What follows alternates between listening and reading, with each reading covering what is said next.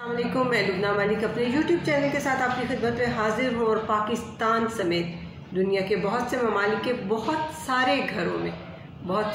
میں موجود بہت سارے لوگوں کے معمولات زندگی معمول کے مطابق ہیں۔ وہ صبح اٹھتے ہیں، چائے ناشتہ کے بعد گھر کے کچھ کام کرتے ہیں، باہر کے ہوں یا گھر کے ہوں، وہ سارے کاموں کو نپٹانے کے لیے نکل پڑتے ہیں، اور کام کاج نہ ہوں تو عزیز رشتہ داروں کی خیریت دریافت کرنے، ان کا احوال جاننے اور ان تمام چیزوں کے لیے نکل جاتے ہیں۔ اور مرد حضرات جو ہیں ان کا پسندیدہ موضوع جو ہے وہ سیاستدانوں کو لان تان، ملک کی معیشت کو ٹھیک کرنے کے حوالے سے اپنی ہی ترکیبیں وہ پیش کرتے رہتے ہیں، اور گھر بیٹھی عورتیں جو ہیں ان کے ٹاپکس ڈفرینٹ ہوتے ہیں، ان کی کپڑوں کی سوچ بچار کیا ہے، پکوان کیسا پکایا جائے اور اس طرح کی چیزیں، اور یہ بھی ان کی ڈسکشن ہوتی ہے کہ آج نیا ڈرامہ کون سا چل رہا ہے اور اس ڈرامے میں کیا ہو رہا ہے، اور اس لڑکی نے کیسے زیورات اور کیسے کپڑے پہن رکھے تھے۔ یہ تمام چھوٹی موٹی باتیں چلتی رہتی ہیں، اور ہمارے سوشل میڈیا اسٹیشنز ایک دوسرے سے بازی لے جانے کی سر توڑ کوششیں کرتے نظر آتے ہیں۔ ایک دوسرے سے بازی لے جانے کی جنگ جو ہے وہ ہر جگہ ہم دیکھ رہے ہوتے ہیں، پھر صبح پھر شام، پھر وہی روٹین، وہی زندگی، وہی کہانی، مگر اس پوری کی پوری روٹین میں کہیں پر خدا نظر نہیں آتا۔ انسان آہستہ آہستہ جانے یا انجانے میں خدا کو اپنی زندگی سے بہت دور کرتا جا رہا ہے۔ اپنے ارد گرد دیکھ لیجیے، کہیں پہ انسان خود کو رازق سمجھ رہا ہے، کہیں منصف بنا بیٹھا ہے، کہیں جبار، کہیں قہار، اور نعوذ باللہ ہمیشہ اپنے آپ کو زندہ محسوس کرنے والا سمجھ رہا ہے، جسے مرنا ہی نہیں۔ انسان سب کچھ خود ہی بنا بیٹھا ہے، خدا کی شاید جسے اب ضرورت ہی نہیں ہے۔ اور یہ المیہ صرف پاکستان کا نہیں، پاکستان سے باہر کے بھی ممالک میں تقریباً یہی صورتحال ہے، اور اسی سے ملتی جلتی ایسی گمراہیاں ہیں جو بہت سارے ممالک میں لوگوں کو راہ راست اور موجب سکون لگنے لگتی ہیں۔ یہ ایک الگ حقیقت ہے کہ نہ یہ راہ راست ہے اور نہ ہی ایسی گمراہیوں میں سے کوئی بھی چیز موجب سکون ہے۔ لیکن دنیا میں دو ممالک ایسے ہیں جہاں شاید چند روز قبل یہی صبح ہوتی تھی، یہی شامیں، یہی زمینی خدائی کا بازار گرم تھا، مگر اب وہاں حالات پلک جھپکتے میں یکسر تبدیل ہو چکے ہیں۔ لوگ خدا سے دور ہو گئے تھے اور ایسے اپنی روزمرہ کی زندگی میں گم ہو گئے تھے کہ قدرت کو، دنیا کو جھنجھوڑ کر بتانا پڑا کہ ہاں، خدا بھی اسی زمین پر کہیں موجود ہے۔ ہیلو، خدا بھی یہیں ہے، اور خدا سے طاقتور کون ہے بھلا؟ آن کی آن میں بلند و بالا عمارتیں ملبے کا ڈھیر بن گئیں، ہنستے گاتے چہرے آہو بقا کی تصویر بن گئے۔ ابتدائی طور پر 6 فروری کی صبح ترکی کے مرکز اور جنوبی علاقوں میں، جبکہ شام کے شمالی اور مغربی علاقوں والے زلزلے نے ہر چیز بدل کر رکھ دی۔ ان دونوں ممالک میں ہستیاں اپنی اخیر کو جا پہنچی، اور بلا شبہ 2 نہیں، 4 نہیں، 10 نہیں، 20 نہیں، کئی ہزار لوگ لقمہ اجل بن گئے، قدرت کے قہر کا شکار ہو گئے، کیونکہ قدرت کا قہر ایسی جگہ پر ضرور برستا ہے جہاں پر خدا سے دوری کو بہت بہتر سمجھ لیا جاتا ہے۔ خدا سے دور ہو جانے میں لوگ سمجھتے ہیں کہ ہم بہت خوش ہیں، بہت مطمئن ہیں، اور ہمارے لیے سب ہی اچھا ہے، لیکن یہ صرف اور صرف غلطی ہوتی ہے لوگوں کی، دنیا کی، اس کے علاوہ کچھ بھی نہیں ہوتا۔ اور صرف چند ہزار لوگ مرے نہیں، بہت سارے لوگ شدید زخمی بھی ہوئے، اور بلکہ اگر ہم یہ کہیں کہ مجموعی طور پر 24 سے 25 ملین لوگ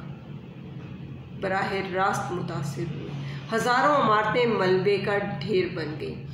اور ہمارے سامنے ہے کہ کچھ عرصہ سے ہم دیکھ رہے ہیں سوشل میڈیا پر بڑھتی ہوئی غیر سنجیدہ نمود و نمائش اور دکھاوے پر مشتمل عوام کی سرگرمیاں، یہ سب ہم دیکھ رہے ہیں۔ لیکن سوشل میڈیا کے حوالے سے اگر ہم دیکھیں تو یہ خبریں بھی بلا شبہ ہمیں سوشل میڈیا کے حوالے سے ہی ملی ہیں، لیکن یہاں جو سچویشن ہے وہ یہ ہے کہ وہ تمام لوگ جو اپنی بے بنیاد چیزوں کو لے کے سوشل میڈیا پہ دکھاوا کرنے نکلے ہوئے تھے، ان تمام لوگوں کو کم از کم اب کچھ نہ کچھ جان لینا چاہیے، سمجھ لینا چاہیے، اور انہیں خدائے بزرگ و برتر سے معافی مانگتے ہوئے توبہ کا خواستگار ہونا چاہیے۔ عجیب تصویریں دیکھی ہیں ہم نے، عجیب ویڈیوز دیکھی ہیں ہم نے، اور ایسی ایسی تصویریں، ایسی ایسی ویڈیوز، ایسی ایسی خبریں کہ انسان کی روح بھی کانپ اٹھے، کیونکہ اس تباہی میں معصوم بچوں کی خون آلود لاشیں، ننھے ننھے زخمی ہاتھ، جسم کے اور بہت سے حصے بار بار آنکھوں کے سامنے آئے اور بار بار ان آنکھوں کو رونے پہ مجبور کیا، اور ہم سوچتے رہے، بہت سارے سوال ہم اپنے ذہنوں میں دہراتے رہے۔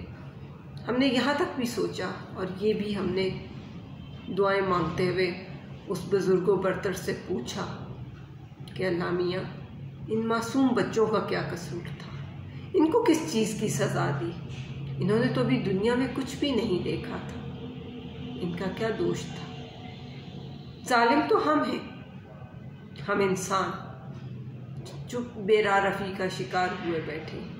جنہیں یہ پتہ ہی نہیں کہ ہم نے کیا کرنا ہے، کیا نہیں کرنا۔ قدرت ہرگز ظالم نہیں، قدرت تو بہت مہربان، قدرت تو بہت مہربان ہے۔ ظلم اور ناانصافی کی انتہا تو ہم کیے بیٹھے ہیں، ہم نے ہی ہر چیز کو تباہی اور بربادی کی طرف لا کر چھوڑ دیا ہے۔ اور جب انسان زمین پر ظلم و زیادتی کی، ناانصافی کی انتہا کر دیتا ہے، صرف اپنے جینے کو ہی زندگی سمجھ لیتا ہے اور باقی تمام انسانیت پر زندگی تنگ کرنے لگتا ہے اور خود کو خدا سمجھ لیتا ہے، اور یکسر یہ بھول جاتا ہے کہ کوئی اور بھی ہے جو ڈھیل دیے ہوئے ہے، سب کچھ دیکھ رہا ہے۔ رسی ایک لمحے میں کھنچ جائے گی، کھنچ سکتی ہے، لیکن وہ یہ جانتے ہوئے بھی انتہا کیے جاتا ہے، اور جب وہ انتہا کر دیتا ہے تو اس وقت خدائے بزرگ و برتر کی طاقت اپنی حرکت میں آتی ہے۔ قدرت ہرگز ظالم نہیں، لیکن زمین اور ظلم و ناانصافی کی انتہا کے بعد جب قدرت حرکت میں آتی ہے تو اس کی قیمت بہت سارے معصوموں کو بھی چکانا پڑتی ہے، بہت سارے ایسے لوگوں کو بھی چکانا پڑتی ہے جن کا اس دنیا میں اور اپنے ماں باپ کے کیے میں کوئی عمل دخل ہوتا ہی نہیں۔ مال اور اولاد آزمائشیں ہیں،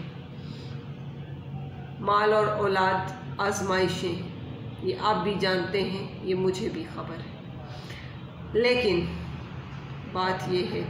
کہ انسان کے زیادہ تر عوامل کے پیچھے یہی دو کمزوریاں ہی تو چھپی ہوتی ہیں، اور جب قدرت کی انتہا حرکت پر آتی ہے تو انہی دو کمزوریوں سے ہی انسان کی پکڑ کرتی ہے، مگر انسان یہ سمجھنے کو شاید تیار ہی نہیں ہے۔ انسان ابھی تک ان چیزوں کی طرف اس طرح سے دیکھ ہی نہیں پا رہا، سمجھ ہی نہیں پا رہا کہ میں کہاں غلط ہوں اور کہاں پر صحیح ہوں۔ کوئی طاقت ہے جس کا خوف ہمیں ظلم اور ناانصافی سے باز رکھتا ہے، رکھنا چاہیے، ہمیں اس جانب جانا چاہیے، یہ سوچنا چاہیے کہ کوئی طاقت تو ہے جو ہمیں ظلم اور ناانصافی کی صورت میں اس کا خمیازہ بھی بھگتنے کو تیار رکھے گی۔ اور جب انسان خدا سے بے خوف ہو جاتا ہے تو وہ یہ سب فراموش کر دیتا ہے، پھر تو خدا ہمیں نشانیاں دکھاتا ہے، وہ ہمیں اپنی موجودگی کا احساس دلاتا ہے، وہ بتاتا ہے اپنا یکتا ہونے کا، اپنی قدرت کا احساس دلاتا ہے کہ وہ کس طرح بڑی سے بڑی سلطنتوں کو الٹ کر رکھ دیتا ہے، کس طرح پلک جھپکتے میں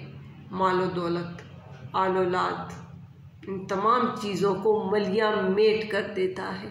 اور ان قوموں کو عبرت کا نشان بھی بنا دیتا ہے تاکہ جو بچ جائیں وہ اس سے عبرت پکڑیں، نصیحت پکڑیں، اپنے قول و فعل اور اپنی ذات کا از سر نو جائزہ لیں اور خدا کو ناراض کرنے والے خدا کو راضی کرنے کے لیے اس کی بارگاہ میں جھک جائیں، تاکہ نہ صرف وہ ہم پر رحم کرے بلکہ ہمارے پیاروں پر بھی رحم کرے۔ بلا شبہ وہ رحیم و کریم ہے اور وہ اپنی چاہت سے انسانوں پر ظلم نہیں کرتا۔ ہم انسان ہی ہیں جو ظلم کو اپنی طرف کھینچتے ہیں اور خدائے بزرگ و برتر کو مجبور کرتے ہیں کہ ہم تو اپنی تمام چیزوں سے ہٹنے والے نہیں، ہمیں تو گناہ کی لت لگ چکی ہے، ہم تو خوش ہیں اس میں، آئیے اور ہمارے لیے عبرت کا کچھ سامان کیجیے۔ اللہ ہمیں توفیق دے کہ جس طرح کے یہ تمام مسائل پوری دنیا فیس کر رہی ہے، پاکستانی قوم اس سے بچ سکے، بچی رہ سکے۔ پاکستان زندہ باد، پاکستانی قوم پائندہ باد۔